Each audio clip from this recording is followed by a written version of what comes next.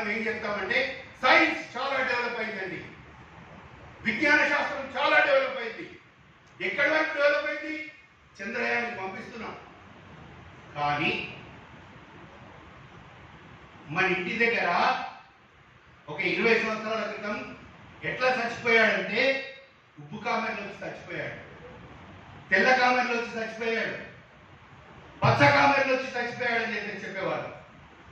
ఈరోజు ఏం చెప్తున్నాం? What the science could do? Hepatitis A, hepatitis B, hepatitis C, hepatitis D, hepatitis E, hepatitis F. We could name it. Sorry to say, there is no vaccination, there is no medicine. ఇప్పటికీ పచ్చ కామెర్లు వచ్చి, ఉప్పు కామెర్లు వచ్చి, తెల్ల కామెర్లు వచ్చి వందలాది మంది చనిపోతున్నారే. Is it not a shame on our part? Humanity చచ్చిపోయిందా?